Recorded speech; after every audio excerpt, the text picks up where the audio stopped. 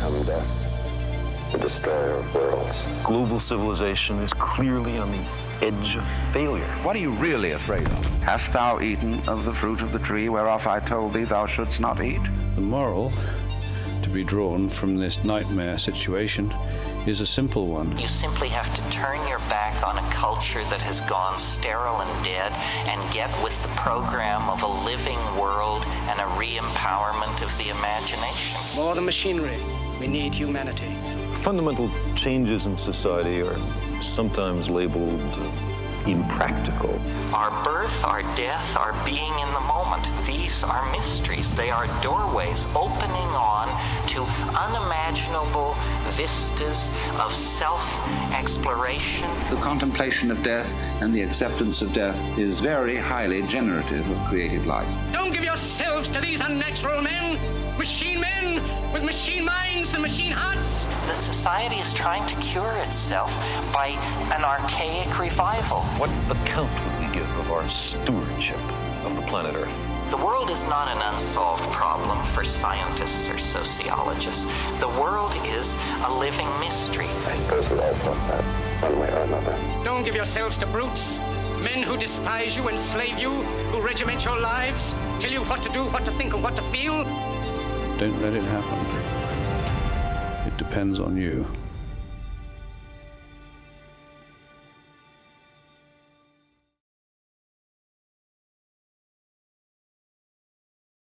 Would you introduce yourself to our audience? I'm Stephen Corry. I was director of Survival International between 1984 and last year, in 2021. And I started with Survival as a volunteer in 1972. So that's 50 years ago now. But now I'm entirely independent. What is the difference between Indigenous peoples, tribal peoples, and others who Survival International aims to advocate for?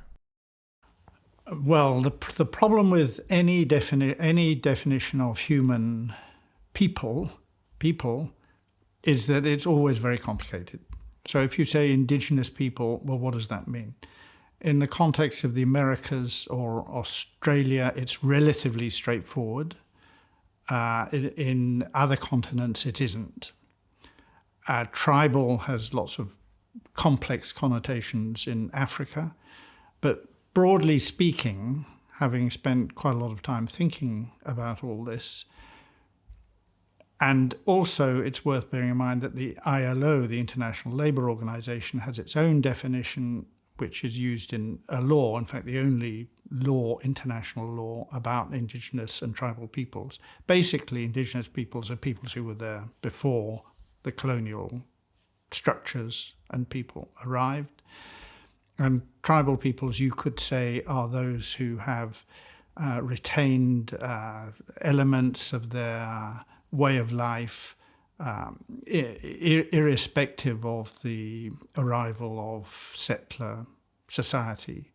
So there's a difference, but the definitions are arbitrary. Different people would disagree with a lot of what I've just said and say that the only useful definition is how people define themselves. Actually, if you think about it, what's an American? What's an Englishman? It becomes quite complicated. Someone who was born in England, has lived in England all their life, someone who's white, someone who speaks English. These are, you can't satisfactorily divide human beings into these categories, but you have to. It's a shorthand. One book that we're really inspired by is Ishmael by Daniel Quinn. One of the key takeaways from that book is the idea that there's no one right way to live, and that our culture is trying to colonize and enforce the notion that there is, in fact, one right way to live. What do you think of when you hear the quote, "There's no one right way to live," given your background? Well, there is clearly no one right way to live. It's more than that, actually. It's the diversity of ways of living, which is the future of, if there's any future for human beings, it's in the diversity of different ways of living. And that's, if you like, a bit like, if you look at, say, Andean agriculture in the Andes in South America, people have plots all over the mountain. So you'll have one plot over here, another plot there, a different plot somewhere else on a different side. And when people from our society turn up, they say, well, this is crazy. You should bring all these plots together, and that would be much easier to get to, easier to work, and all the rest of it. But of course, if you have smaller plots in different places, what they do is they give you a huge insurance policy and security. They are on different aspects of the slope. One crop in one plot becomes diseased, it doesn't in another. So what it's giving you is a diverse way of meeting your needs. And I think the same applies to human beings, actually. We need people to live differently. And that, of course, runs counter to the entire message of so-called Western civilization, which is that we all should be aspiring to live in the same way, which ultimately, although it doesn't work, a lot of people actually don't aspire to live in the same way, but if everybody did, it would ultimately be disastrous, as it's indeed proving disastrous now. Yeah, it seems diversity fosters resilience.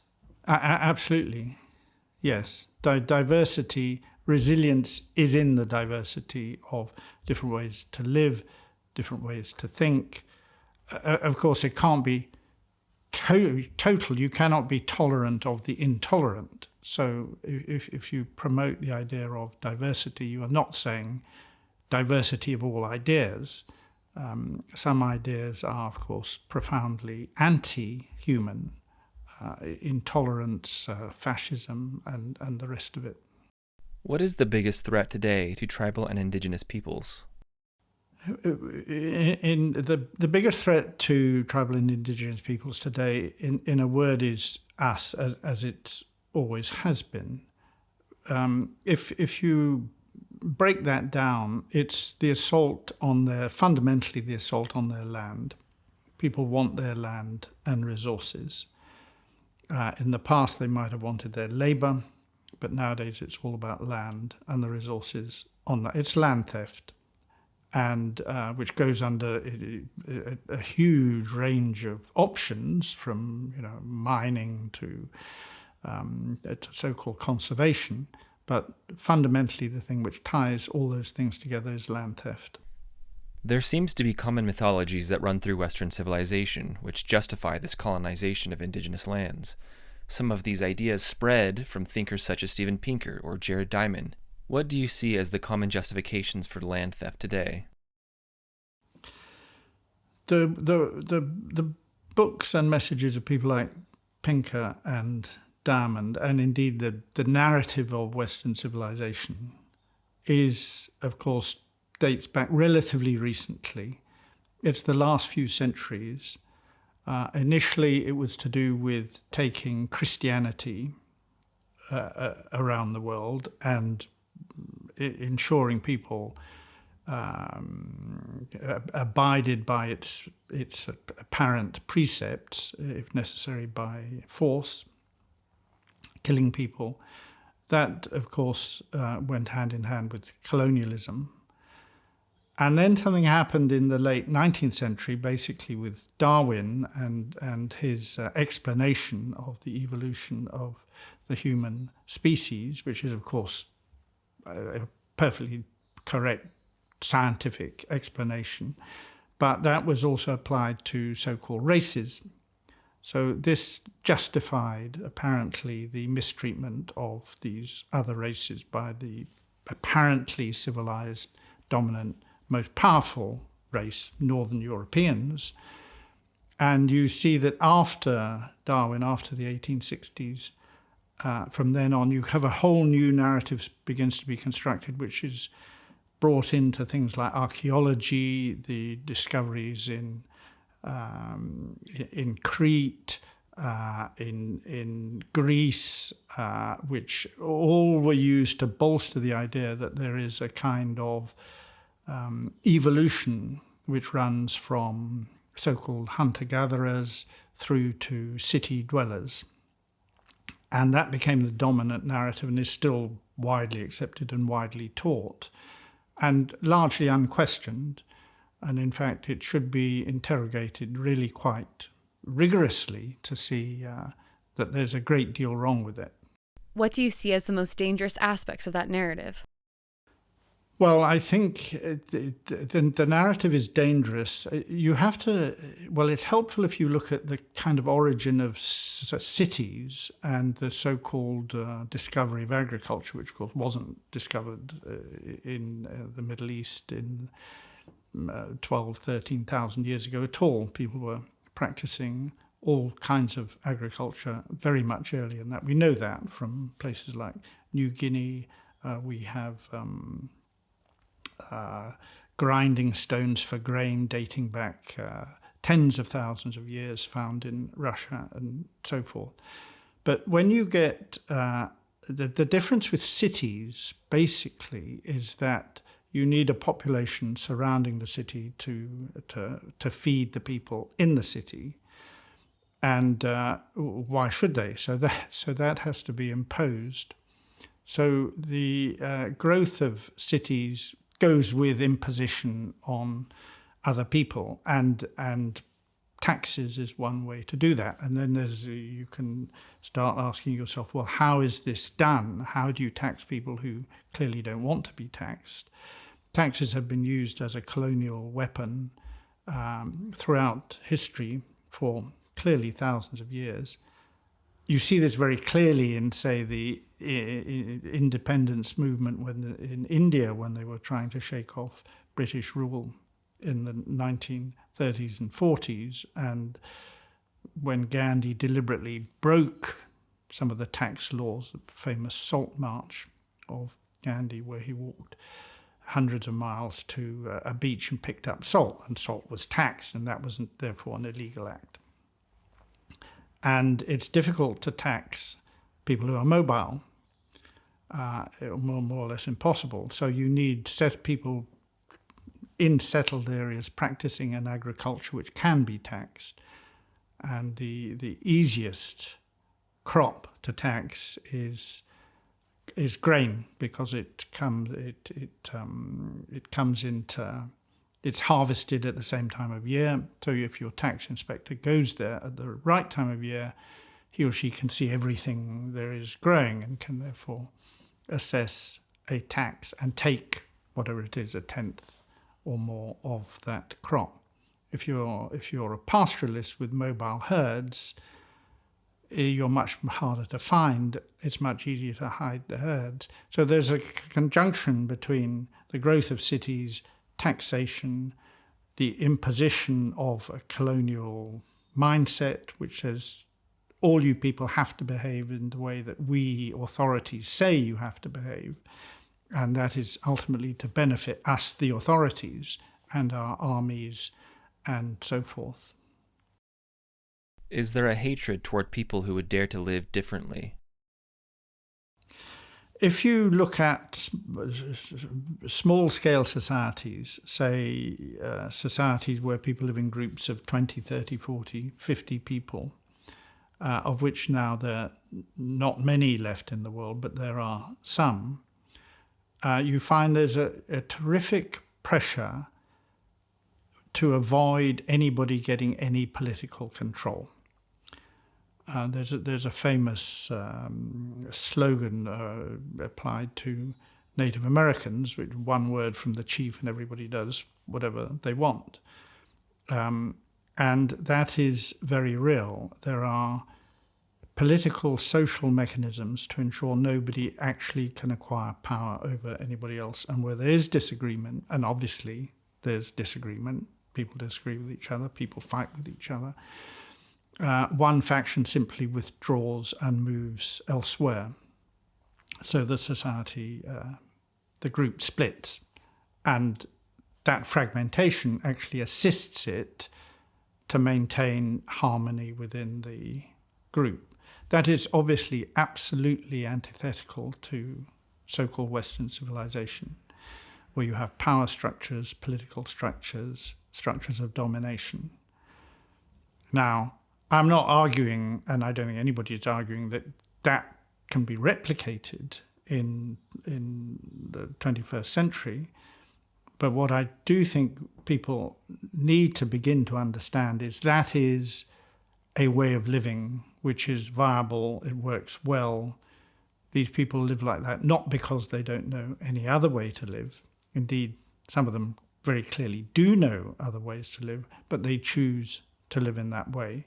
Now, we have actually no real idea about how people were living 20, 30, 40,000 years ago, leave alone 100 or 200,000 years ago. It's almost all speculation based on the thinnest possible evidence. But it's probably a fair bet that they lived in groups, small groups, a few dozen people, and that they also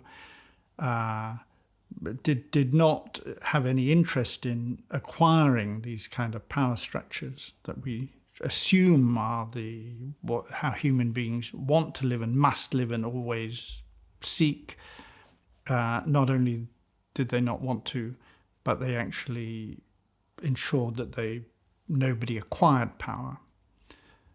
And I think of the things which I have learned over several decades, well, a lifetime really, of looking at these issues, is that is one of the key lessons, really, that diversity, human diversity, the most diverse ways to live are ways which people in the West, when confronted with them, tend not even to believe them. They are just so different that they don't believe them. So we're told, people have an innate desire to acquire more goods, to expand their influence, to become more dominant. And actually, it's not true. These are things which have grown up in certain human societies, probably fairly recently. One of the stories that we're very aware of is the idea that humans are inherently greedy, exploitative, and hungry for power. What do you think of this myth about humans? I would call them lies, or you call them myths, if you like, which are now peddled about human civilization and Western civilization, are almost entirely exactly the wrong way round. The idea that humans are innately violent there's no evidence to suggest that. There's no serious archaeological evidence which cannot be disputed, which suggests that is the case. Indeed, if you look at the great, say, prehistoric monuments, take Stonehenge.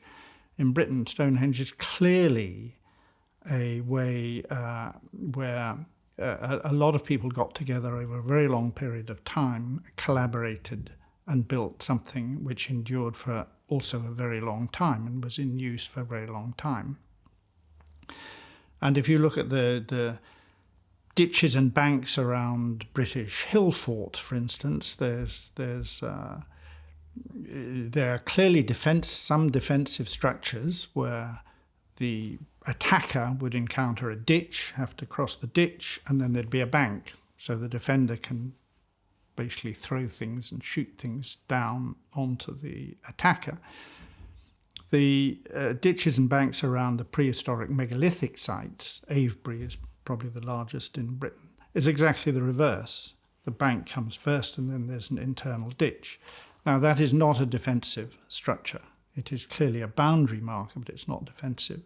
There's enormous evidence of collaboration amongst prehistoric societies. And why wouldn't there be, if you think about it? The populations were clearly much lower than they are now. People were mobile, people were very self-sufficient. Very few people had anything which somebody else might want. If you go to Amazonia now, for instance, most indigenous people can make everything they use. Why? You wouldn't steal somebody else's blowgun, you'd make your own. What's the point of stealing somebody else's blowgun when you can make it? So the whole idea of acquisitiveness, collecting a lot of goods around you, collecting a lot of power around you, is almost it really is the inverse of what we see if we look around the number of different ways to live around the world, even today. So obviously there are more individuals who are affected by the Western civilization model. If you look at count the number of societies rather than the number of individuals, count the number of societies, and there are far more living in a different way than there are living in the same way. So the human condition, which I think is beautiful because of its diversity and its variety, is its diversity and variety.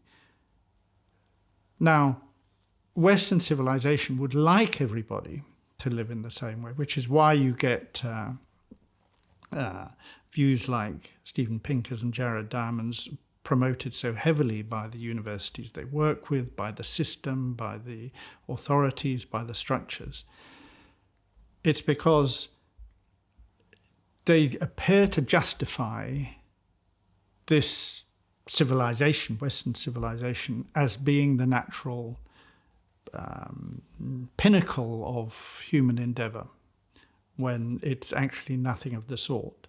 So the system is constantly striving to reinforce its own validity, and in trying to promote a message to the public at large that only it is valid.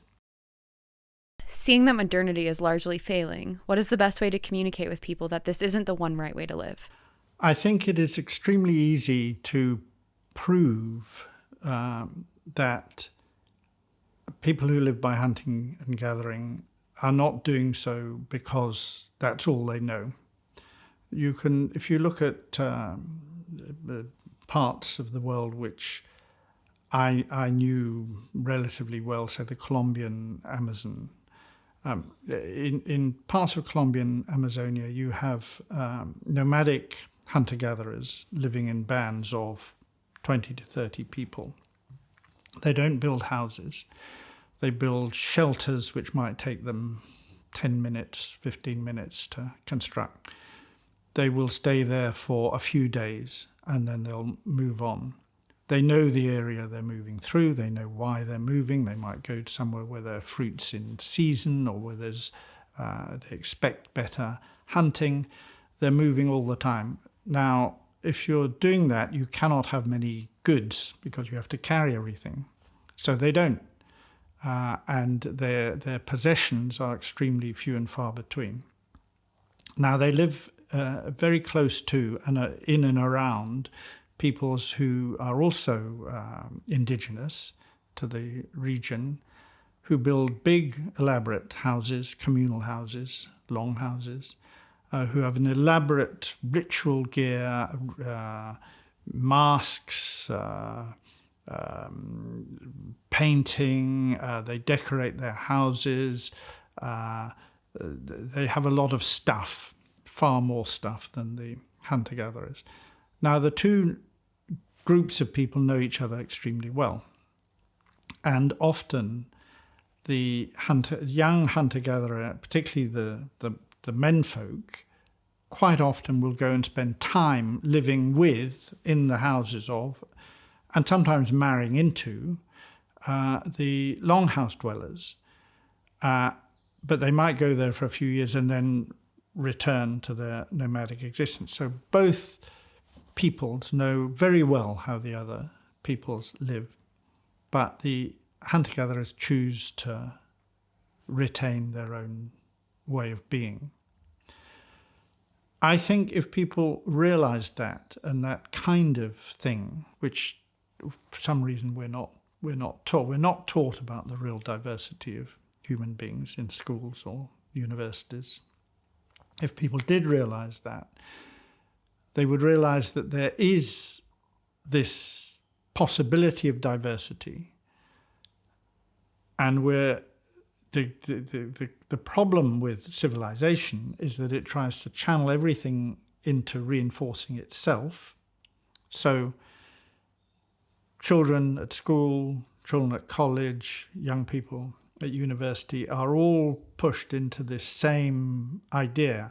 Nowhere more so, of course, than in the United States, where the idea of acquisitiveness and succeeding is placed on an extraordinarily high pedestal, and you're nobody if you haven't got money, if you haven't got wealth, if you haven't got status. I remember that, for instance, Trump's favorite insult to people was that they were losers. And what does that actually mean? I mean, if you grew up, if you're born into a poor, impoverished Southern or black or ethnic minority family in the States with nothing, how do you become, how do you acquire this wealth and this power that the society demands of you if you're to be considered anybody? And of course, it's extremely difficult, and the vast majority of people don't and can't. And they are cast on the scrap heap as losers, and indeed they're rendered invisible, so that if you walk down the street in a place like New York and there are people begging on the streets, you don't look at them, and you have to keep them out of your mind, because what they tell you is that just how rotten really this society is, that which has created this obscene disparity, and not only created it but extols its virtue, so that the people who are listened to are the rich people, and it's they who control the shots, and it's always them that control the shots. Speaking of those who call the shots, maybe we could shift the conversation to the elites that are taking over environmentalism. Yeah, the people who call the shots, who control, the 1%, of course it's actually less than 1% who really control. The elites, they are wealthy, they're powerful, and they exploit that, and they are very international, so that rich people are talking to rich people throughout the world. And there is a concordance of ideology. All of them share the same ideology, that their wealth is justified, that their power is justified, and that they are in a kind of club, an ideological club, which is maneuvering the world into its own interests all the time. And indeed, that has to a certain extent always been the case. You look at the wealth disparities in Renaissance Italy, and the powerful, very rich families were controlling what was going on. Those levels of wealth disparity we are now seeing again, even more so. And if we go back to time, say 50 years, or a bit more, when I was a teenager, there was a kind of levelling process which was going on after World War II in many countries. And I think quite possibly you can argue this was as a result of the two world wars. And there was a move towards, people saw it as a kind of progressive move towards a more equal distribution of wealth, more equal distribution of power, and the elite fought back against that, basically, and to a large extent has won, which is why we're now back in the position whereby world politics are controlled by a tiny number of people. And this is all hidden under a guise of democracy and the ability to vote. But of course, actually, you're always voting for people who believe more or less exactly the same thing, because it's only those people that get into a position in which you can vote for them. So there's sort of two worlds out there, if you like. There's their world, which we're told is the right world and the place where everybody should be heading. And then there's all kinds of people who reject that, and or who just have never been part of it. Indigenous peoples, tribal peoples who have never been part of this system.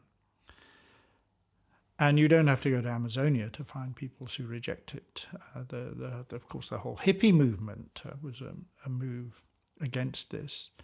And there are remnants of that all over. There have always been people who withdrew, the religious orders that withdrew and deliberately tried to separate themselves off from what they saw as a corrupt and evil world outside. That's always happened, and it's still happening. But you don't hear about them, because of course they don't control the media, the airwaves. So that if you grow up in Western society now, you wouldn't know that such people exist. You certainly wouldn't know that there were hunter-gatherers still in some parts of the world who don't want to acquire a lot of junk. That's not to say, that they're going to reject. You go to a hunter-gatherer and who's broken their leg, and you say, "Look, I've got a way of splinting this, which is we've only just figured out how to do it properly, and it'll mend it." Nobody in their right mind is going to refuse that. So I'm not saying civilization doesn't have benefits. There are undoubted scientific benefits and advancements and understandings. But some of the core issues which actually really motivate people, issues around self-identity, love, fulfillment, the idea that to have a fulfilled life does not necessarily mean that you need a lot of stuff. Those ideas are still deeply felt by a lot of people and are core to the human condition, which is, I suppose, why you are making this film to a certain extent. And young people need to understand that, or they're going to find, if they don't make it to the 1% club, increasing alienation, crisis of self-identity, all the suicide, all the drug abuse, self-harming, the whole business of the diseases of so-called modern civilization. Often when discussing broad-stroke societal reform, a simplistic binary between capitalism and socialism emerges in conversation. This can prevent deeper conversations from happening, such as the reality that there is much agreement between the two when it comes to resources and industrialization, for instance. How do we ensure that when we're talking about how to change the world, that we don't get stuck in a simple capitalism versus socialism argument? Yeah, I think the very simplistic division of the world into capitalist and communist is extremely unhelpful. Clearly, there are tyrannical communist regimes. There's if you're looking for human rights abuse, you can look pretty much into any political system and you will find it. We obviously know this from the USSR, from China, and so on and so forth, as well as from the States. And it's, if we just talk about the three great power blocks which currently exist in the world. So you can find the same disregard for human rights everywhere. If we look at industrialization and interrogate that a bit and what happens in the Industrial Revolution, starting in Britain a few centuries ago, we find the idea, what they had to do was to basically get people working in factories to make the stuff for industry. Most people weren't working in factories. They weren't living in urban centres. They were working the fields, and they were growing and herding for their food. So to push them into the factories, you basically take the land. If you take the land and say, okay, now you've got to buy food, you can't grow it yourself, you're really creating another form of slavery. If the only wage labour is then in the factories, they are forced into the factories. And that's exactly what happened. So that comes back to land theft as well. The land theft, which is now practiced on indigenous and tribal peoples throughout the world, is also practiced everywhere in the world, and it's a way of dominating people and controlling them. So you take their land, or for that matter their water, and make them pay for food and pay for water. You force them into an industrial, so-called civilized society. And that is basically still going on. It's the core of the problem. Not only is it still going on, it's actually escalating now at quite a fast pace, because that underpins the notion of, actually, let's take this land now completely out of agricultural work and completely out of food production, and let's rewild it. Let's turn it into a protected area, which means you can't use it for producing food. Doesn't matter if the food is hunted or the food is herded or grown, you can't have it for food. So where are you going to get your food from? Well, you have to get it from a factory. It has to be factory made, and there's a huge movement within the so-called conservation sector, welcoming this and saying, yes, let's have 30% of the entire planet protected, so there's no human intervention, apparently. And let's have the food manufactured in factories. And of course, that means you have complete control over the human population, because you can cut off their food supply. You can increase the price of it. You can do whatever you like. The factory owner can do whatever he or she likes. So the idea now of somehow saving the world through increasing protected areas is actually completely the inverse of what we should be doing and have to be doing if we're actually going to save the world, which is to return the land to people who've always lived on it and are using it productively, in many cases at least partly self-sufficiently. So they're growing their own food, they're herding their own herds for their own dairy and meat, or they might be hunting in order to eat. That is the antithesis of the whole industrial thrust, and a very large part of the conservation movement. In fact, conservation itself originates as part of this movement, is another land theft, and is taking us in completely the wrong direction. Can we go over the birth of conservation? Yeah, conservation, as we now understand it, starts about 150 years ago in the United States, and it starts with the national park movement, Yosemite and Yellowstone. Now, these, of course, were places where Native Americans had lived for thousands of years, using this land as a resource to live off from and with, through hunting, also growing various things for food. So the conservationists come along and they say, this is God's land, untrammeled by human beings. There are some human beings there, so let's get them out.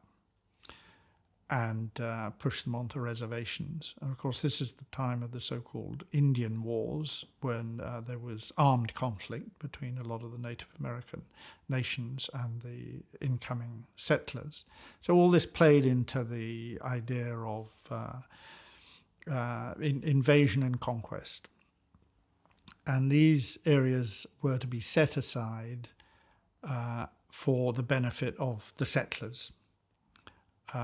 And the leading lights, most of the leading lights in this early movement were in fact trophy hunters, like Teddy Roosevelt, who was a very big trophy hunter. I don't remember how many animals were shot on his expeditions to Africa, but I think we're well up into the several tens of thousands.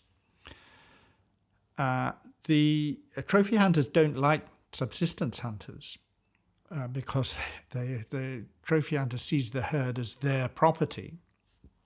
So if you're hunting an elephant for its ivory, for its tusks, you don't want people around hunting it for its meat. You want to get rid of them. And that's exactly what they did. So the idea is you take the indigenous peoples off the land, you basically destroy their societies, push them into reservations, or just get rid of them.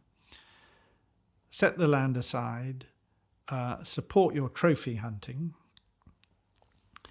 The problem arises then that a herd has predators, natural predators. One of those predators has for many hundreds of thousands of years been human beings.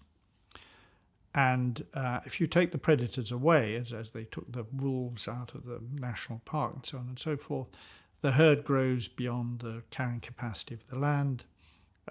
Animals get sick, they die, drought comes, more and more of them die. The herd itself basically starts rapidly going downhill. When they observed this, they realized that what you had to do was cull. If you wanted a healthy herd, you had to cull. You had to have predation. You had to control the numbers. An elephant herd will double in number if left alone every 10 to 11 years, which is extraordinarily quickly if you think about it. So you have to cull. Now, basically, they applied that ideology. They worked out ideas of game management, which is still how the basis of game management today. They applied that to human societies. Again, we're talking about around the time of Darwin, 1860s on.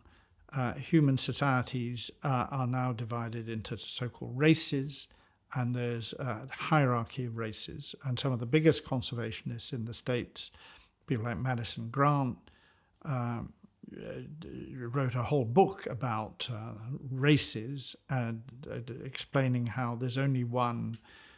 The top race is Northern European. Everybody else is below that, and there's a gradation below that. Southern European,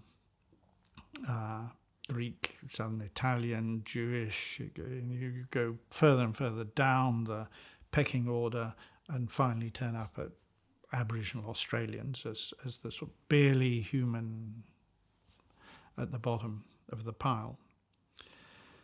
So this stratification of human society into these hierarchical races is a product of game management. Now, Madison Grant, who started a lot of big conservation organizations, which are still going in the States, there's all kinds of parts of conservation are named after him. I think there's a tree in California, or there's all kinds of things. Although his name has largely been removed from the record because his views were so fascist that actually they underpinned fascism as it grew in Germany in the 1920s and 30s. Madison Grant wrote a book, The Passing of the Great Race. The Great Race was a Northern European race. He actually calls these people indigenous to the America. The indigenous Americans, in his view, are the white Nordics or Aryans, because they're the rightful owners of this land. So his book, Passing of the Great Race, he then sent it to Hitler in the 1920s. Hitler referred to it frequently, called it his Bible. It was cited at the Nuremberg war crimes trials in the 1940s by Nazis, who said, basically, we were applying the same thing as what you were doing in the United States. We don't understand why we're here on trial. Of course, in the States, these ideas led to enforced sterilization of Native American and Hispanic women,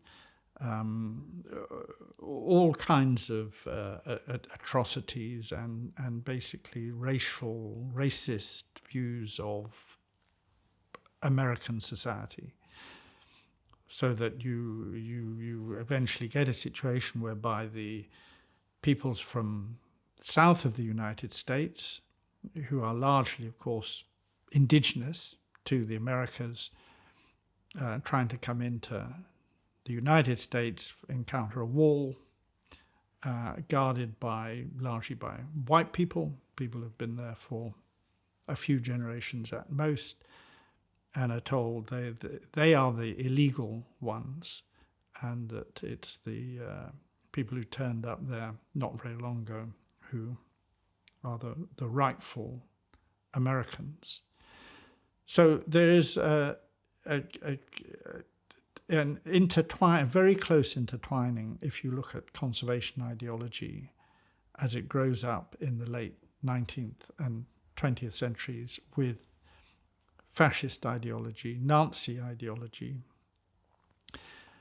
This is replicated in all kinds of ways. The founder of the Serengeti in Tanzania was a former Nazi officer in Hitler's Germany.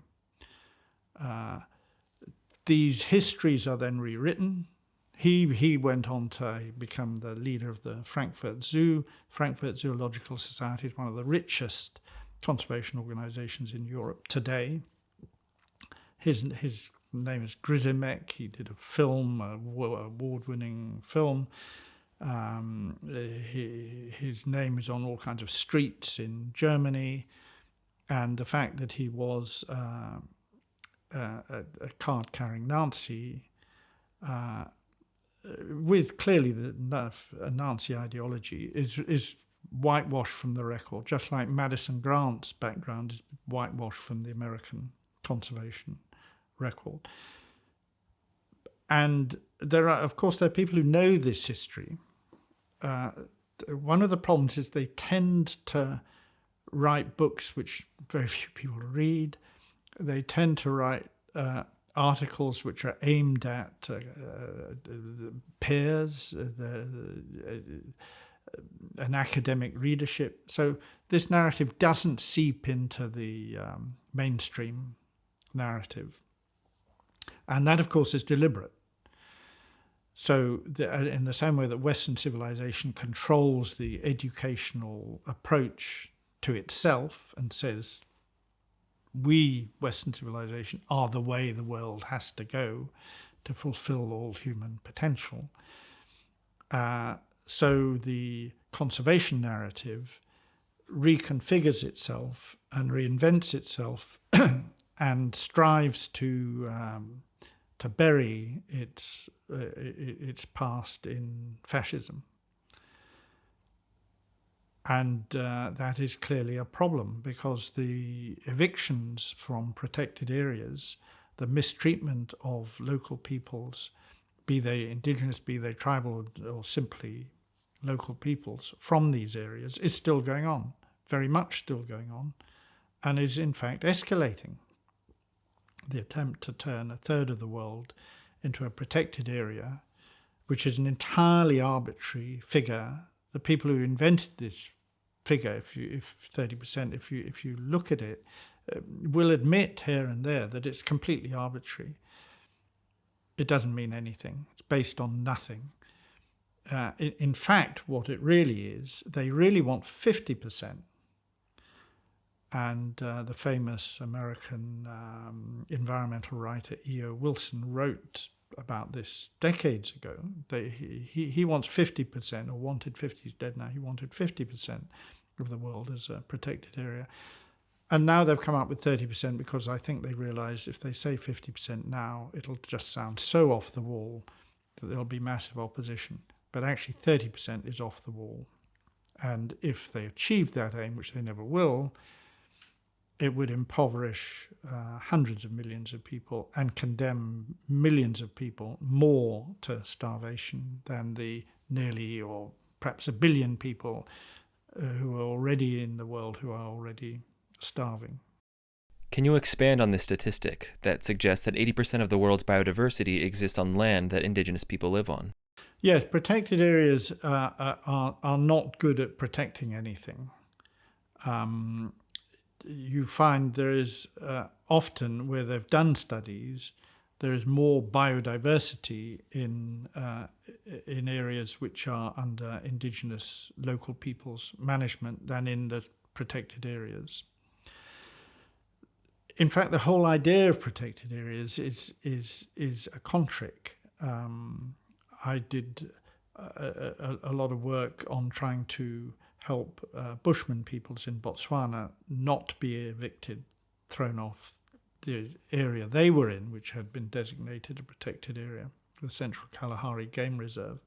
And there were threats to evict them for years and years and years. And then finally in the late 1990s, there was a first eviction, and then there was more eviction, violent evictions, where people saw their water supplies cut off, they were put on trucks and driven out.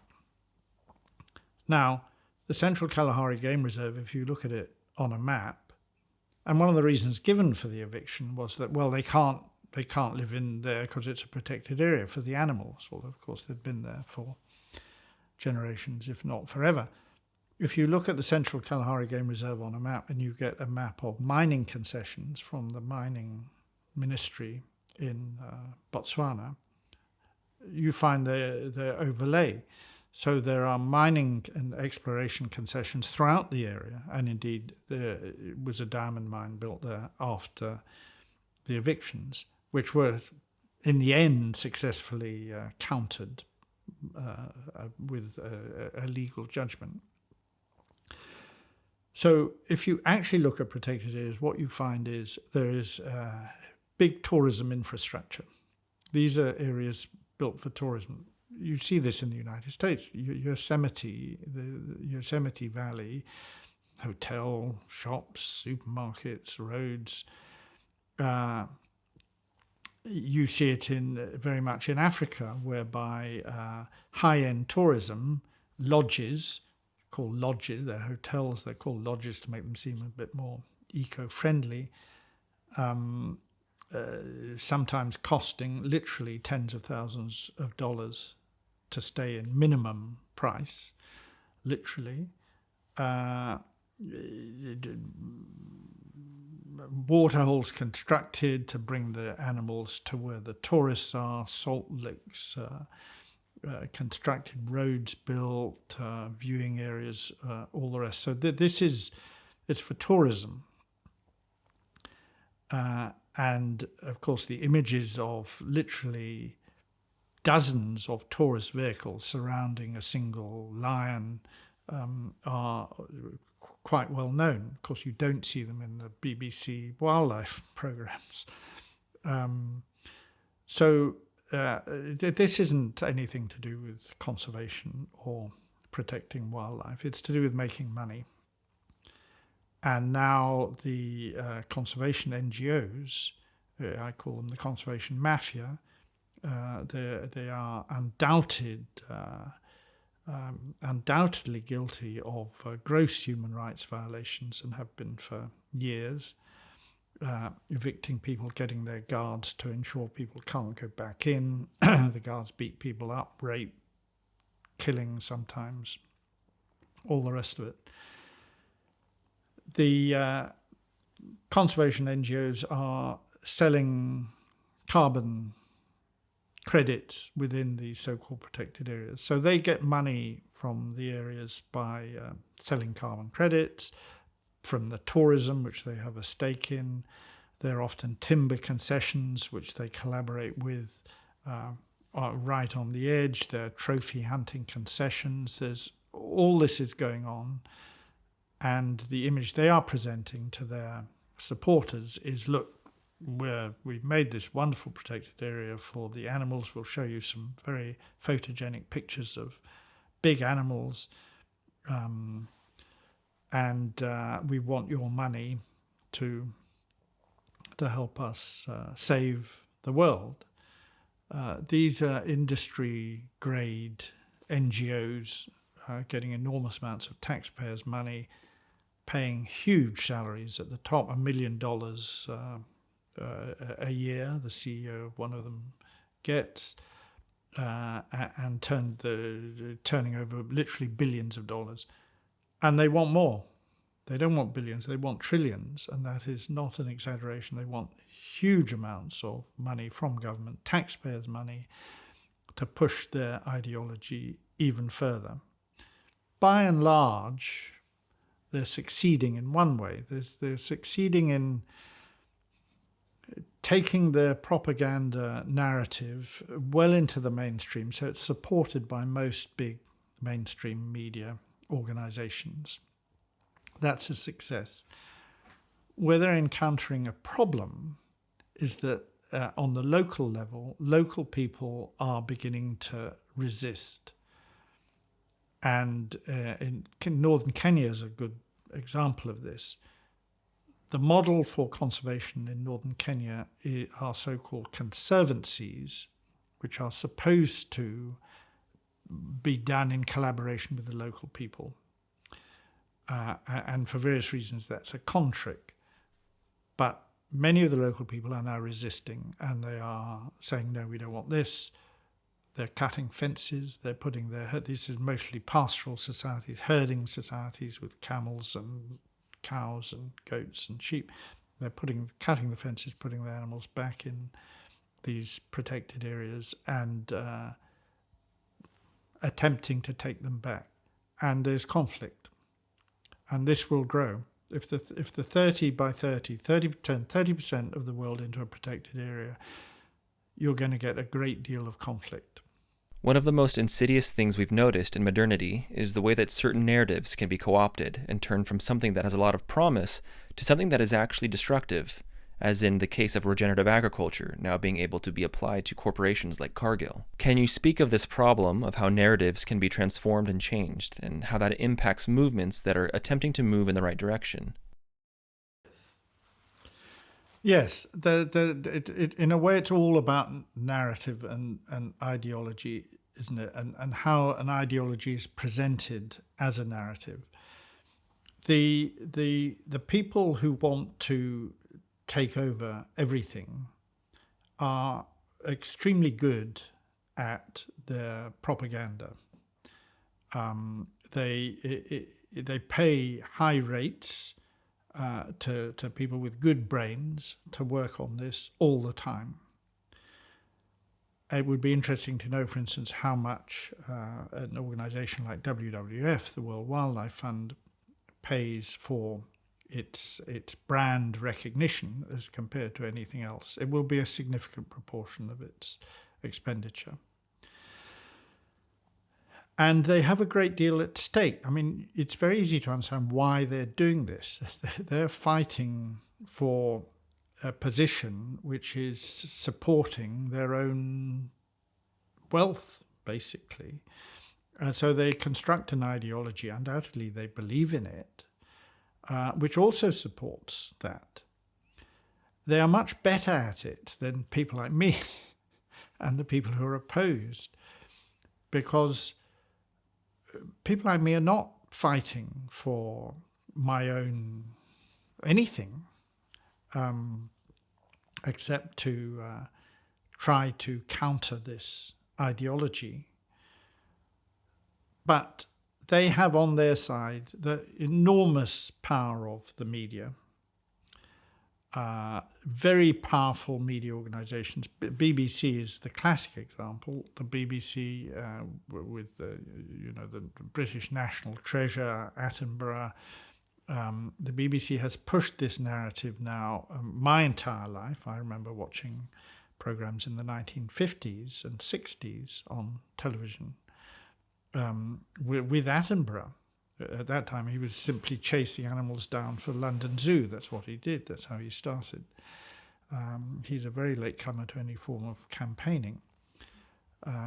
But this idea of a world without people and with the kind of Garden of Eden, with animals happily going about their animal existence without human interference, is extremely powerfully controlled and managed, and has been for a very long time. And whenever they come up with a slogan, and then it's attacked by people like me, and if that attack appears to be gaining traction, they just change the slogan. And similarly, if they're slogans which are supportive of the position of people like me, say take regenerative agriculture, the corporations will rapidly adopt that slogan and pretend to be doing it. So all the corporations now pretend to be green. We're spun a constant web and stream of so-called solutions to the world's problems, which are entirely fake. And the power of pushing those out, however, is enormous. And of course, the vast majority of people, for various reasons, don't have the time, don't have the inclination, don't have the interest to actually peel back the layers and see what's going on. And you can't blame them, particularly when they've heard this stuff throughout their schooling and education, and when they turn on the television or look at social media or look at whatever it is, they're seeing the same message repeated over and over and over again. So I would call them the enemy, actually.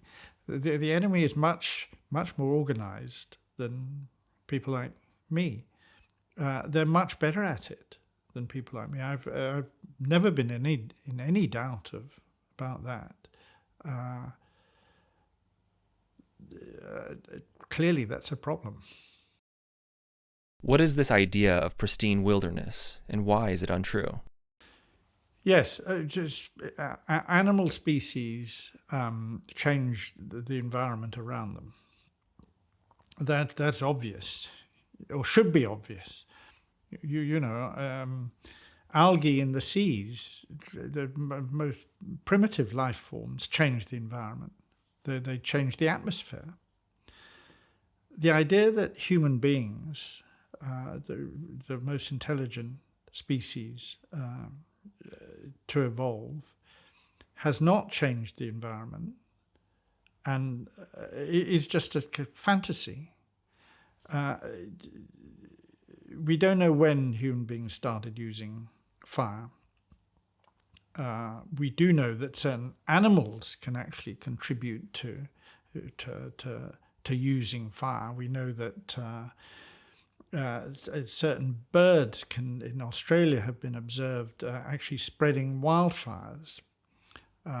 Why? Because game escapes, they can catch the game easier. So human beings were certainly using fire, say, 500,000 years ago. That changed the world. Once you start manipulating fire, you radically change the environment. The reason why you get enormous now bushfires in countries like Australia and Western United States, and you probably didn't when these areas were managed by Indigenous peoples, is because they were regularly burning off undergrowth. So the really big fires couldn't start because they were regular small-scale fires.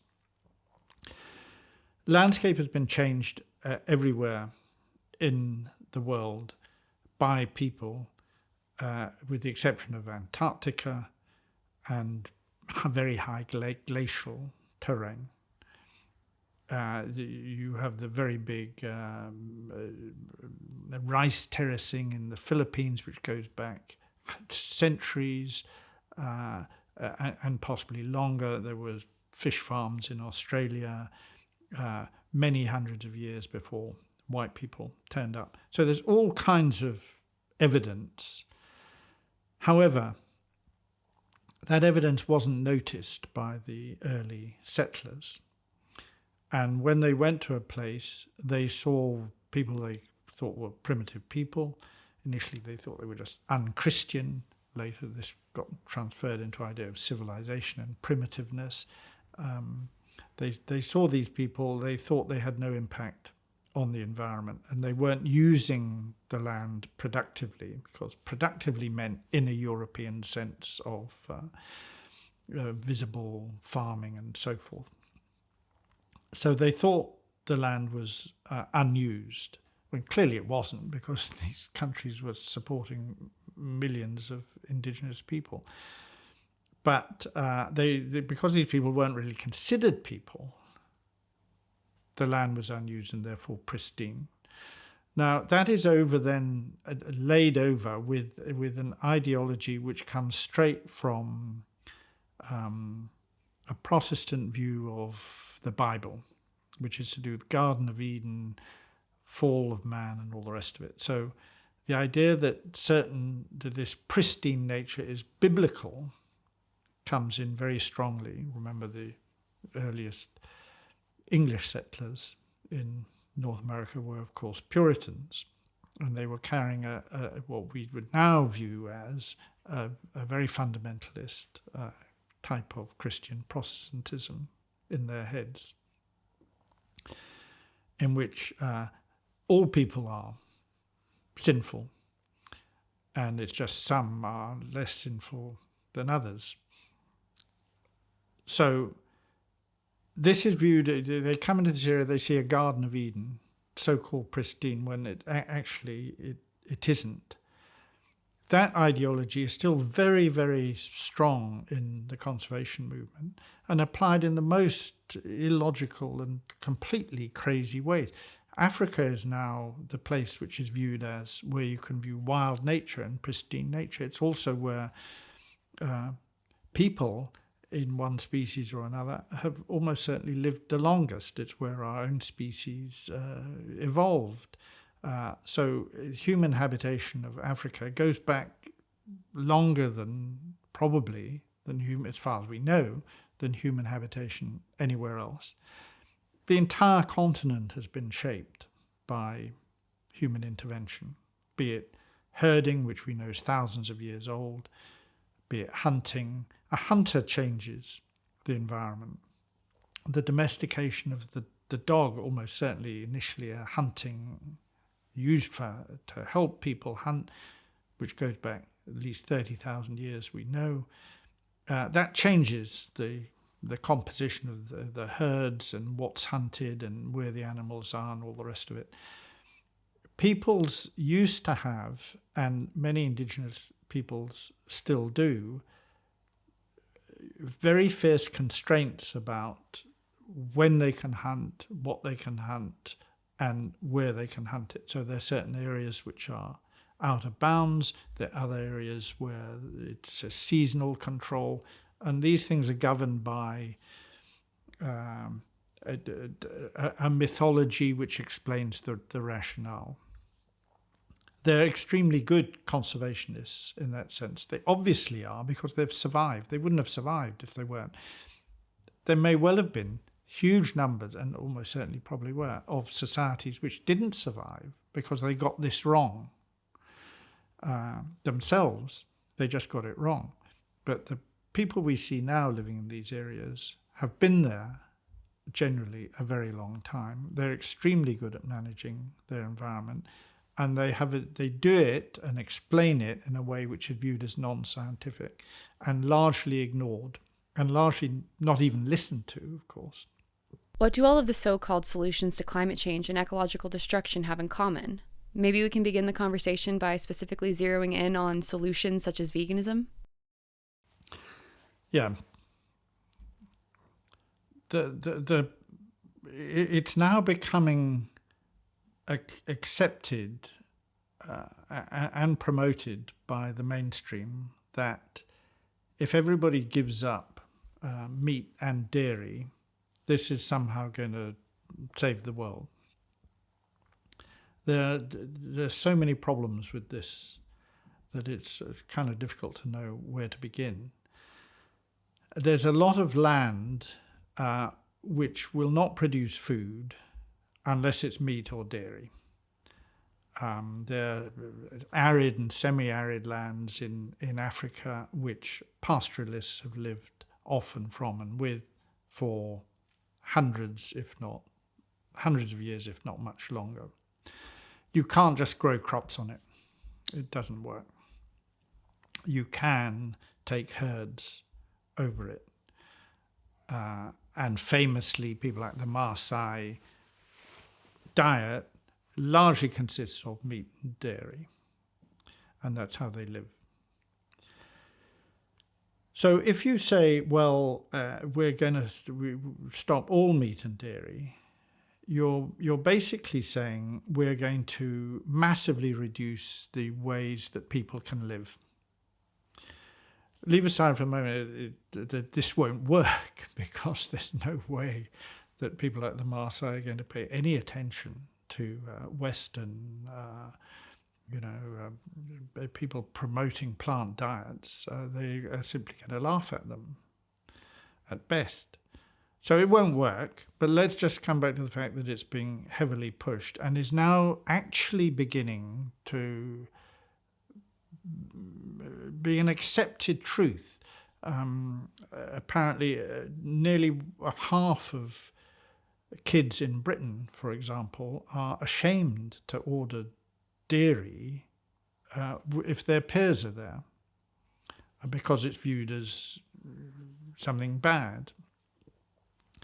There is a strong move in India from Hindu fundamentalists to stop milk being served in schools, in spite of the fact that the school meal is, for some of these kids, the only nutritious meal they're going to get in the day. So this is a profoundly anti-human approach. It's dressed up as saving the world. Of course, it'll do absolutely none of that. The numbers are contrived and massaged heavily. So the statistics, X% of global climate change comes from Y. I've got to the point of believing absolutely none of that. I mean, it's certainly true that one of the biggest contributors to greenhouse gases are things like the American armed forces. That's never mentioned in the climate narrative. Why? It's the biggest single contributor. Why is it not mentioned? Why are armaments not mentioned? Manufacture and, of course, use of armaments. Why is the internet not mentioned? I worked out some years ago that spam email uses the same amount of energy as flying the entire population of, I think, San Francisco to New York every couple of weeks. Why is that not mentioned? Everybody's busy on their email. Artificial intelligence is supposed to be fantastic. All of these things use huge amounts of energy. It's derived from fossil fuels. The energy that goes into producing electric vehicles is derived from fossil fuels. It's extremely environmentally hazardous. There are children working in cobalt mines in Africa to get the stuff for the batteries.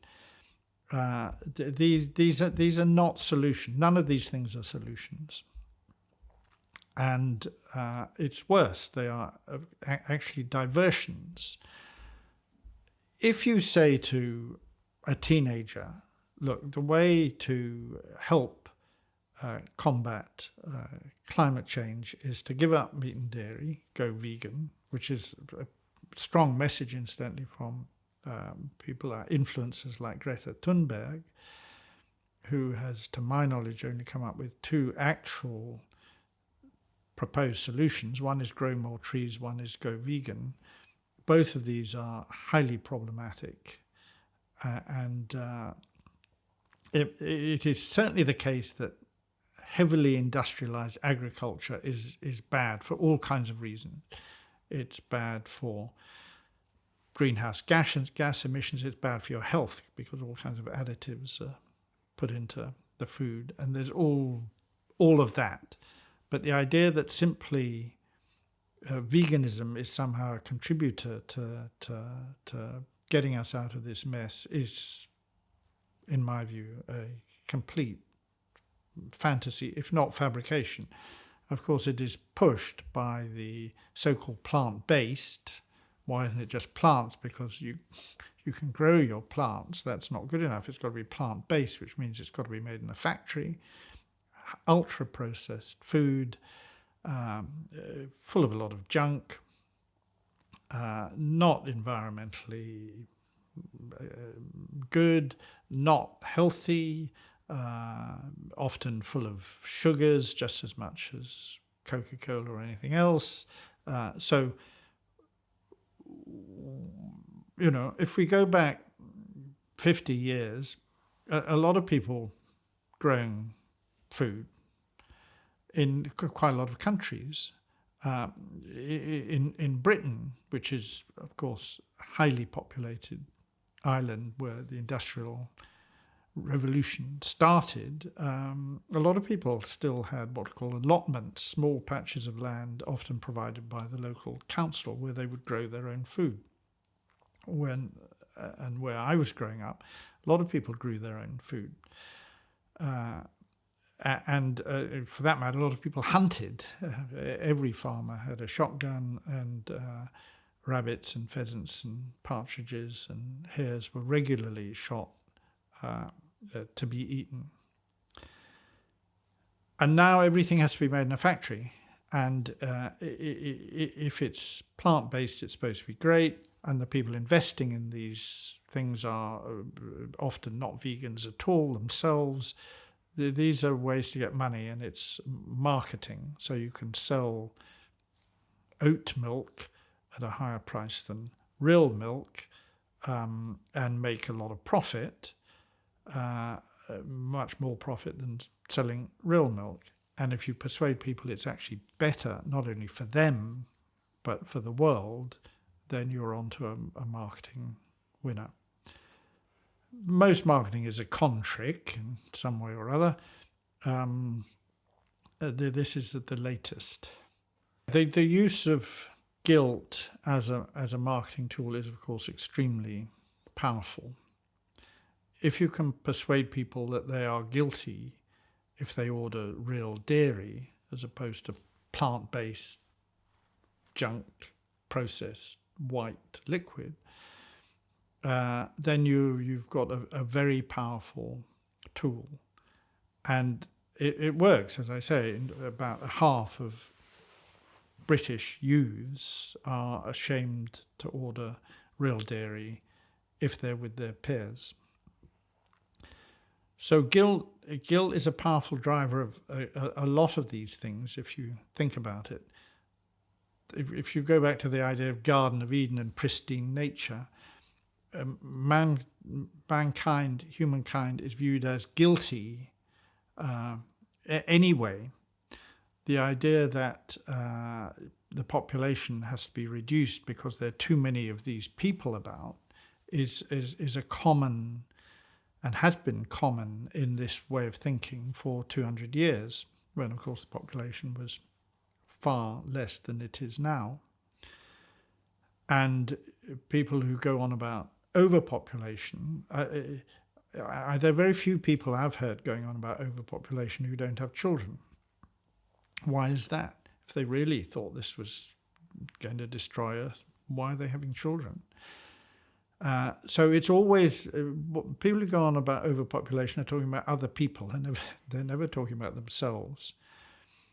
And I think for me, there's a this is sort of one overarching issue, really.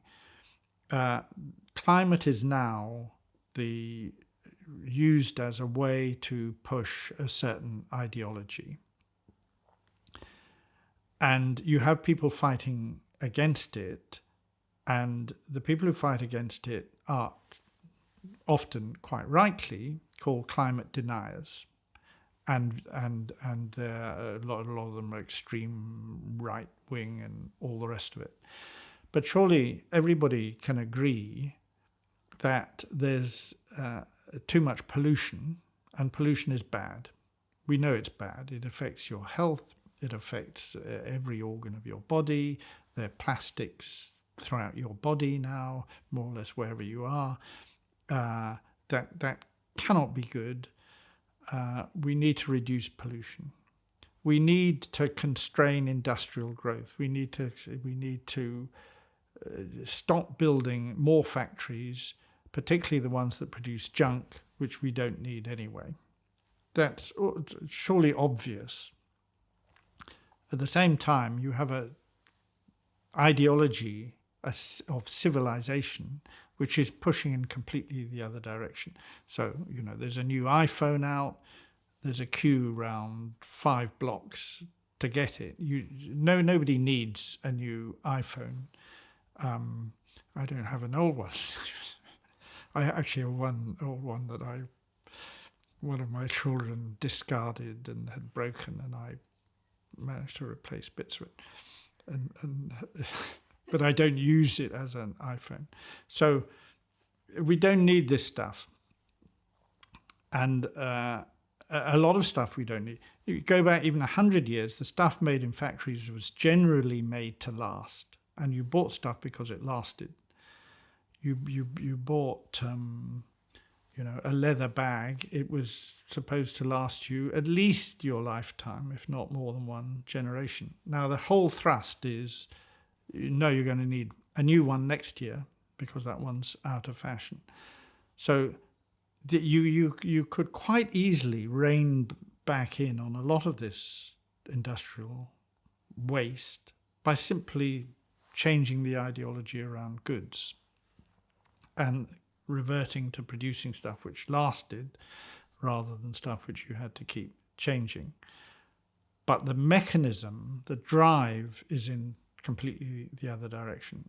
And climate change has been appropriated by these industrial drivers to produce apparent solutions which aren't, to keep the industrial wheels turning. Electric vehicles, plant-based dairy, fake meat made with a 3D printer, cost in the energy of making the 3D printer into the steak, you have a completely different equation to the one that you're being given. Marketing, in a way, has always been around fooling people into some view or other. The classic case, which everybody who knows about advertising will quote, is that of getting women to smoke in the United States in the 1920s. I think smoking was viewed as something which respectable women didn't do. So they realized that if you want to increase the sales of cigarettes, the easiest way to do it would simply get women to accept smoking, stop feeling guilty about smoking. And the way they did it was they had at a big annual parade in New York, they contracted attractive young women to walk up front, smoking ostentatiously. And when they were stopped and asked by the press, who was going to be there anyway, covering the parade, why are you smoking? They'd say, because these are, I think they call them torches of independence or power or something. And the idea was, I'm an independent woman, I smoke. So now you're turning the guilt around, you're trying to get women to be guilty about not smoking, because that shows they're not independent, strong women. And then it worked extremely successfully. and you can see why. Get people to feel guilty about something, you control them. Basically, you control them, and you can get them to spend their money on things they don't need, things which are bad for them, relatively easily. And the system is built, that's viewed as a success. That's a marketing success. So the system is built on what works in financial terms rather than what is good for people. Why is it a problem that most of the climate change narrative is focused on global top-down changes such as veganism, conservation, and the renewable transition, and there's very little discussion around the local, indigenous, context-specific understandings of how to adapt to climate change? The settler ideology or colonial ideology is based around a very simple narrative, and we all know what it is. It is designed to ignore the local. That's part of what it wants to achieve, because you don't want to. You won't keep the elite in power unless you ignore the local, basically. So if you take peoples who live still in the Chaco in South America, which is an arid, bush, scrubby area south of Amazonia. They live in an area which other people view as extremely inhospitable. It doesn't rain much, there's not much that grows, etc., etc.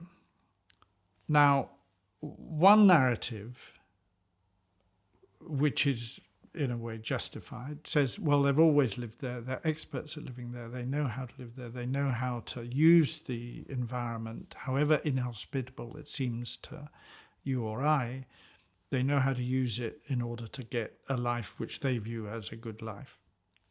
And that is true. Now think about the ancestors of those people and go back what we think is, at the moment, maybe 15,000 years or 16,000 years. It might be much longer, but the sort of normally accepted figure now is about 15,000, 16,000 years, when their ancestors came over the Bering Strait into Alaska, together with all indigenous Americans. So they encountered a landscape obviously very different from the Chaco, cold, tundra. Over centuries, they moved down the Americas through the forests, along the coastlines, the deserts, through Central America, Mexico, through Amazonia. Each of these is a completely different environment, obviously. At each stage, they would have had to learn how to live in that environment, how to maximize that environment for their benefit. And they did that successfully. As I said, there could have been, and undoubtedly were, lots of other societies which never made it for one reason or another. But the local peoples alive today in the world, indigenous peoples, know how to live with their local situation much better than anybody else. Their ideology is constructed around that. They don't explain it usually in the same terms as scientific Western explanations, but they have an explanation for everything.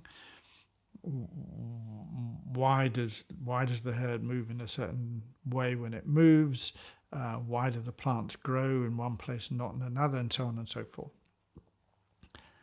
That is a huge body of knowledge. Many of these peoples, even today, don't read or write. Generally, that's viewed as a disadvantage. In fact, if you know people, if you've met people who don't read or write, they have a prodigious memory, which is far, far in excess of that of people who know how to read or write. Our view is if we walk in our Western lives, it's all very complicated. We think it's complex. We think we're living complex lives in a complex society. If you're walking through, say, Amazonia with an Amazon hunter, that person is usually a man. That person is getting a huge amount of information constantly. I mean, an awe-inspiring amount of information, from the tiniest twig broken to a smell to a sound. These are, in fact, very complex surroundings, and they understand them and they know them. All of that is being discarded with the settler civilization view of the world, which is based on power and money and increasingly acquiring goods, most of which are useless. And we are in the process of ignoring that and destroying it. Clearly to our cost. You know, as I said earlier, you wouldn't get these huge bushfires that you get in Australia if you had Aboriginal land management. Very gradually now that is beginning to be realised by some parts of the scientific community. Generally, when it's written, it's, as I said, in periodicals and books and articles aimed at academics. It doesn't come into the public awareness. And I think it is crucial that I'm not suggesting everybody should try to understand how an Amazon Indian indigenous person thinks when he's hunting, which is clearly, going to be outside of people's ability, but that they understand that there is something, there's a body of knowledge which is of great importance for that environment. If you want to conserve the Amazon forest, which is a construction that the Amazon indigenous peoples have made over thousands of years. It's not a pristine wilderness, however much it seems to our eyes. If you want to conserve it, you have to go first to the local people and ask them how you do it. And then you have to listen with a certain degree of humility, and then you have to apply it. It wouldn't be that difficult. It's a bit like, people. I'm very critical of the I call them the conservation mafia. People say, well, surely conservation is a good thing. How do you do it? Well, how you do it is very simple. It's how people have always done it. It is, instead of the big conservation NGOs going there and telling the local people what it is they have to do, and that's mainly get out of the area and just become workers for the NGO at best, they go there and they say, look, we have certain resources, we have a certain voice which we can use. You tell us if you want us to assist in any way, tell us how to do it. And we'll listen, and then under your control, with you in the driving seat, help you do it. I've said that to people who actually know the conservation mafia much better than I do, and their reply is always the same. It is the last thing the conservationists will do, the very last thing, because it means they would have to give up their control and their power, and they're not going to do it. That's the problem. The more people who realize that that's what we have to reach for, the more likely it is that that happens. And fundamentally, the world is saved by the diversity of its human inhabitants and their knowledge and their ability and their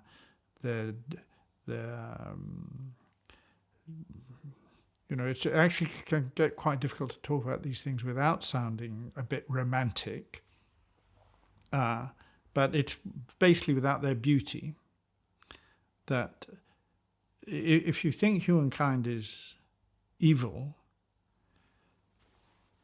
what's the point? I think you've got to see humankind as being ultimately good. There was a friend of mine who's long dead, who worked with the group of type of nomadic Amazon indigenous peoples that I was talking about earlier in Colombia. And he recounts a story of talking to a missionary, an evangelical missionary, who said, my biggest achievement is in persuading people who thought human beings were fundamentally good, that in fact they were fundamentally bad. And if you consider the implications of that, in his case, religious belief, what could be worse? Not only is environmentalism being co-opted by destructive industries, NGOs which are stealing land from indigenous people, agendas which destroy lands and consolidate power, there's also the problem of the creeping narrative that humans are inherently evil and bad and the world would be better off without us. The narratives around humans being inherently evil doesn't conform to my experience. My experience is that humans are good, and that culture and pain is what causes evil behavior. It's very sad that there has been a concerted effort to make humans believe that we are bad. One of the main focuses of our project has to do with the way that human beings metabolize and understand death. In your travels, has anything stood out to you about tribal or indigenous people's relationship with death?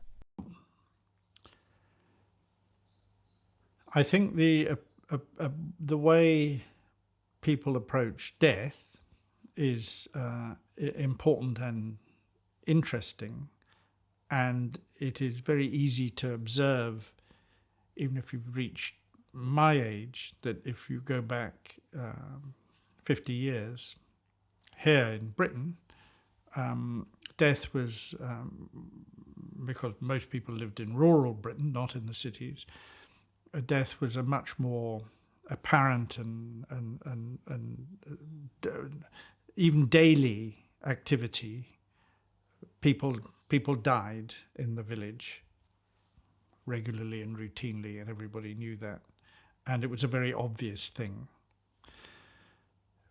Now most people in the world live in cities. That's new, very new. It's only in the last few years. In the cities, of course, you can be anonymous, and people could be dying, and people are doubtless are dying. We're in a small city now. People are dying within a mile of where we are sitting, and we have absolutely no idea. So we've shut death away successfully, so that it is now considered alien.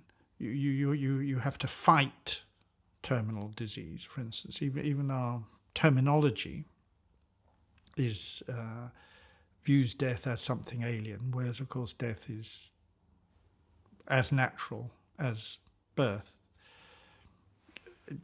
The more rural the society is and the less urbanized it is, the more evident that is. You don't have to go to the Amazon to see this, but of course an Amazon indigenous people will see death as a regular, routine, normal activity, and even nothing to be afraid of. The West has developed and pushed this fierce individualism, whereby we individuals are the most important thing in our lives, which of course raises all these problems about self-identity. It leads to all the mental anxiety, self-harm, and all the rest of it. Is all about identity and who are you. A rural villager even 50 years ago in Europe, I suggest didn't have much of a problem with who they were. And certainly an Amazonian indigenous person doesn't stop to ask who they are. They know who they are. They know it's relative. They know there's a diversity of other people out there. I've frequently, I'm interested in narratives about, big issues. So I will ask and have asked people, well, how did the world begin? And we'll hear a story about how the world began. And quite often, at the end of that story, they will say, that's our story, what's yours? So they know that this is a narrative story. There's no attempt to suggest this is, everybody must believe this. They would view that as completely absurd. Why must everybody believe this? That's their story. It gives them their identity, it gives them their place. They recreate it through ritual, which is what a lot of ritual's about. It's literally a recreation. The dance, if you dance the original spirit beings, you're not acting them, you're becoming them. You're actually recreating the story. The story is constantly being recreated, not acted and told, but actually made in the dance. For example, the idea that a tree in autumn, in fall, loses its leaves. It appears to die. And then in spring, the leaves come back. Everybody accepts that's completely natural. There's nothing final about that. It's a circular process. And human societies contain individuals who fall off the tree as they die, and then new ones are being born all the time. So that is equally just a natural process. And death becomes viewed as something special and to be fought and to be extended as long as possible, even if that results in the kind of horrors one knows of people being kept alive way beyond when they themselves would want to be kept alive. All comes from a kind of alienation of human experience and this idea that the individual is everything, and I'm that individual and that I'm everything, and that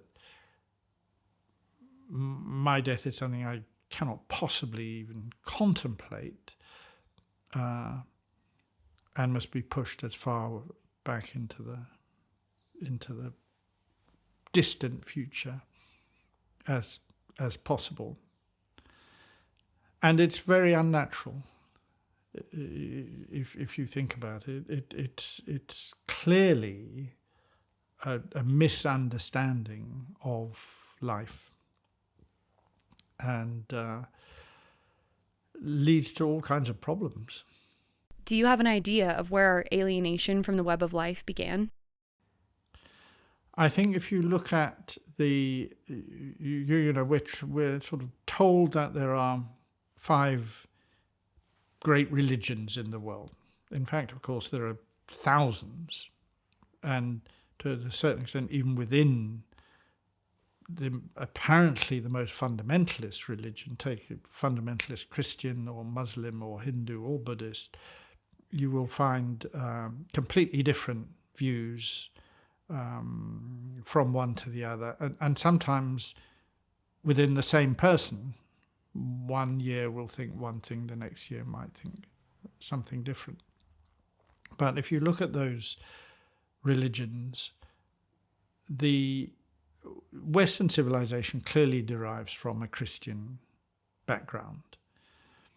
And the Industrial Revolution clearly derives from a particular Christian background, which is a Protestant background, which, if you look at it, when Protestantism separated or began to question the Western Catholic tradition, the Western Catholic, the Roman Catholic tradition gives apparent power to an individual, the Pope.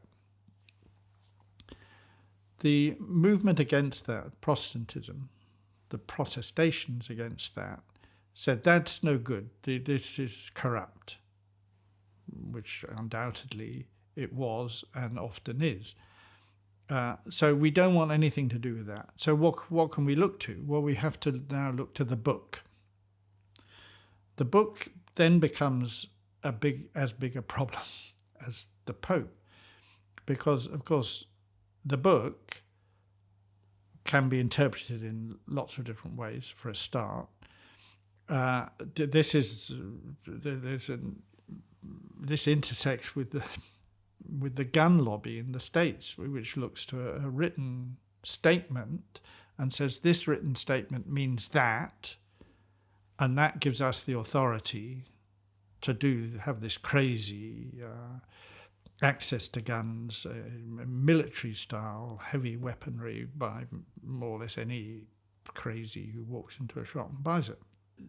If you look to a book and a written word for your worldview, you've got quite a lot of problems.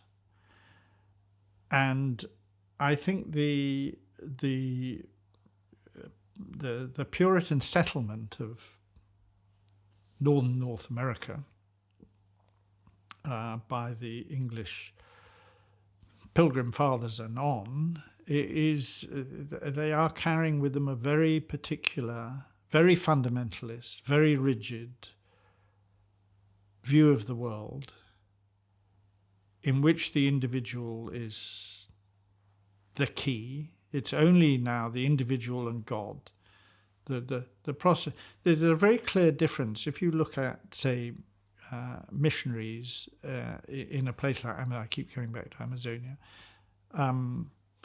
There's a very different approach from the Protestants, who tend to be American evangelicals, and the Catholics, some of whom are pretty right-wing, quasi-fascist in ideology. Some of them are progressive Catholics. But there's still a very distinct ideology. The Protestants are interested in individuals. They say if we give an individual access to the Word of God, that individual might find salvation. The Catholics are much more interested in communities. They're interested in a congregation. They want a congregation to attend the service. And the religion is viewed as a communal thing. The Protestants view it as an individual thing. And I think the individuality, of course individuals are important, we all know that, but I think the extraordinary emphasis on the individual in opposition to the community leads to a lot of the kind of problems we have now seen, and has become a very dominant. It's a religious narrative, but it's viewed as something more than that. I think that people who live more, and all these words are problematic, but if we just say traditional for the moment, people who live a more traditional life have a greater understanding of what society, the importance of the society and the continuity of the society over and above the individual, which this other narrative has undermined, basically. So it is, as an American today, it is my right, even if I'm a 18-year-old unbalanced teenager, to go into a shop and buy a machine gun. In no other country does that happen, of course, because that is regarded as so off the wall. As you to drive a car, it's dangerous driving a car. You can seriously hurt people, as we know. You need to pass tests. You need to have a license. You need to all the rest of it, but you don't need that to buy a machine gun. If we put the society before the individual, then that idea simply doesn't hold any water. It may be you may think it's your individual right, but society has to say, no, you can't. And I don't think any right-minded thinking people could disagree with that. I think where ideas come from, how they develop, how they're manipulated, how they're used, interests me a lot, but it's very complicated. And movements can switch. There was a stage at which the right wing in America was actually quite pro-abortion. And then it switched quite quickly when being anti-abortion is suddenly now being viewed as something which is, positive. That switch can happen quite quickly. So how a society derives and agrees on a narrative, I think is chaotic, messy, sort of beyond our comprehension, or our possibility of comprehension. I mean, part of the problem with people like me and with contexts like this is that I'm being asked to explain something which is inherently pretty messy and complex and with lots of nuances and caveats, but of course that's how we communicate. We communicate in shorthand all the time, actually. Can you give advice on best practices on how people can start to approach understanding Indigenous knowledge without being exploitative? I can recommend it, but I know it's unrealistic. I was entirely convinced of the Western civilization narrative until the age of 18, when I travelled as a solo climber without any money to the Himalayas, and I encountered the indigenous people in the valleys that I was in, and was very moved by what I found and impressed by what I found. When I started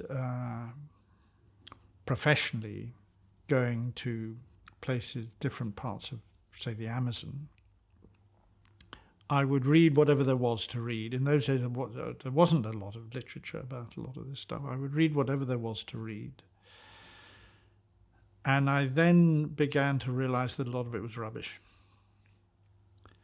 So I decided, I know this sounds a bit glib, but I decided I would really only read books by people I'd met. And I would have some view of whether I thought they were sensible or not. And I then went further than that. I decided I would only actually listen to people that I'd not only met, but that I'd been in the field with.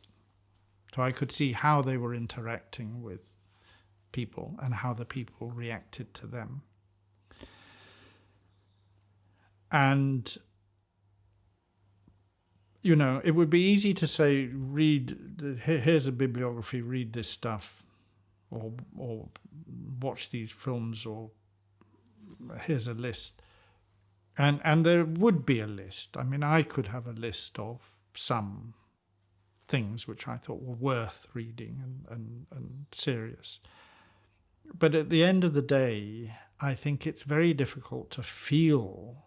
I don't know if people can really feel this without actually going to the heart of the problem. I mean, as I said about conservation, the solution to conservation in Africa is ask the Africans. It's pretty much that simple. Of course, don't ask any Africans, but ask the Africans who are in the place you're talking about. And the same about how do you best approach the kinds of issues I'm talking about. Go to a lot of places, talk to a lot of people. Listen to a lot of people before you talk.